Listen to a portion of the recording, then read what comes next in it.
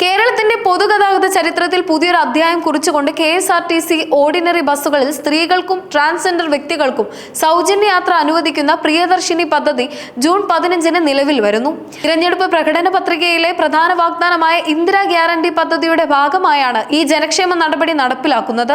June 15-ന് രാവിലെ 8:30-ന് Thiruvananthapuram Thampanoor bus ടെർമിനലിൽ വെച്ച് മുഖ്യമന്ത്രി VD സതീശൻ പദ്ധതിയുടെ സംസ്ഥാനതല ഉദ്ഘാടനം നിർവഹിക്കും. സ്ത്രീ ശാക്തീകരണത്തിന്റെ പ്രതീകമായി ഉദ്ഘാടന ബസ് പൂർണ്ണമായും വനിതാ ജീവനക്കാരായ ഡ്രൈവറും കണ്ടക്ടറും ചേർന്നായിരിക്കും ഓടിക്കുക.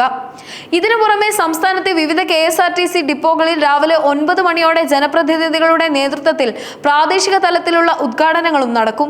KSRTC ഓർഡിനറി ബസ്സുകളിൽ സ്ത്രീകൾക്കും ട്രാൻസ്ജെൻഡർ വ്യക്തികൾക്കും ഏർപ്പെടുത്തിയിട്ടുള്ള സൗജന്യ യാത്രാ പദ്ധതിയായ പ്രിയദർശിനിയുടെ പ്രവർത്തന രീതിയും നിബന്ധനകളും വളരെ ലളിതമായാണ് ക്രമീകരിച്ചിരിക്കുന്നത്.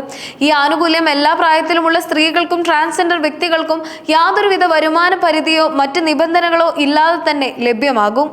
പദ്ധതിയുടെ ആദ്യഘട്ടത്തിൽ KSRTCയുടെ 3125 ഓർഡിനറി ബസ്സുകളിലാണ് സൗജന്യ യാത്ര അനുവദിച്ചിരിക്കുന്നത്. യാത്രക്കാർക്ക് യാത്രാവേളയിൽ ടിക്കറ്റ് നിരക്ക് നൽകേണ്ടതില്ലെങ്കിലും കണക്കെടുപ്പിന്റെ ഭാഗമായും സർക്കാർ KSRTCക്ക് ഈ യാത്രാക്കൂലി റീഇംബേഴ്സ് ചെയ്യുന്നതിനും വേണ്ടി കണ്ടക്ടറിൽ നിന്ന് നിർബന്ധമായും 0 ഫെയർ ടിക്കറ്റ് കൈപ്പറ്റേണ്ടതുണ്ട്.